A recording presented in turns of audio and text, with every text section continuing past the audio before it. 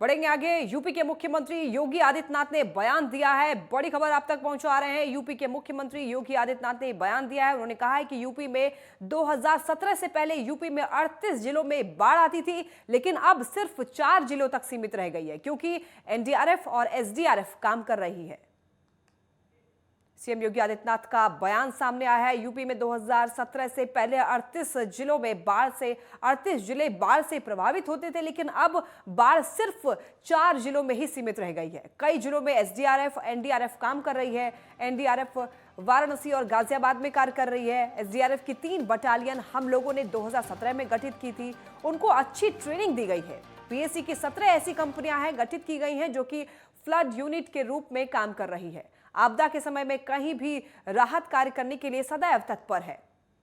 CM Yogi Adityanath ने बयान दिया है। एनडीआरएफ वाराणसी और गाजियाबाद में कार्य कर रही है। पहले 38 जिले जो बाढ़ प्रभावित थे, लेकिन अब ये सिर्फ 4 राज्यों में सीमित रह गई है। प्रबंधन और उसके साथ नेक नियति,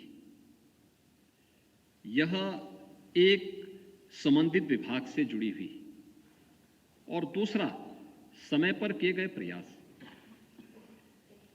एनडीआरएफ और एसडीआरएफ यूपी के अंदर कार्य कर रही है। एनडीआरएफ वाराणसी और गाजियाबाद में काम कर रही है। एसडीआरएफ की 3 बटालियन हम लोगों ने 2017 में गठित की थी, और उनकी अच्छी ट्रेनिंग देने के साथ ही उस कार्यक्रम को आगे तो बढ़ाया गया है। पीएसी की 17 ऐसी कंपनियां हम लोगों ने गठित की हैं जो फ्लड यूनिट के रूप में और आपदा के समय में कहीं भी राहत कार्य करने के लिए सदैव तत्पर रहती हैं, और वह भी उत्तर प्रदेश के अंदर वर्तमान में चल रहा है। और मैं सदैव से इस बात को मानता रहा हूं कि हम लोग देखते थे बचपन में, जब स्कूल कॉलेजेस में हम लोग पढ़ते थे, तो स्कूली पाठ्यक्रम का हिस्सा होता था आपदा से संबंधित विषय,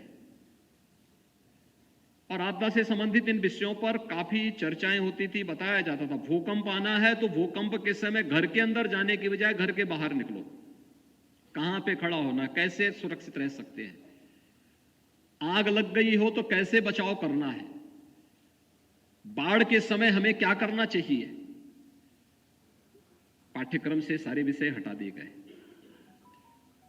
एक अच्छी शुरुआत है आपदा मित्रों की तैनाती और उनकी ट्रेनिंग के कार्यक्रम, और मुझे लगता है इसको बड़े पैमाने पर आगे बढ़ाने के साथ साथ स्कूली पाठ्यक्रम और उन बच्चों की ट्रेनिंग ग्राम पंचायतों को इसके साथ जोड़ना है।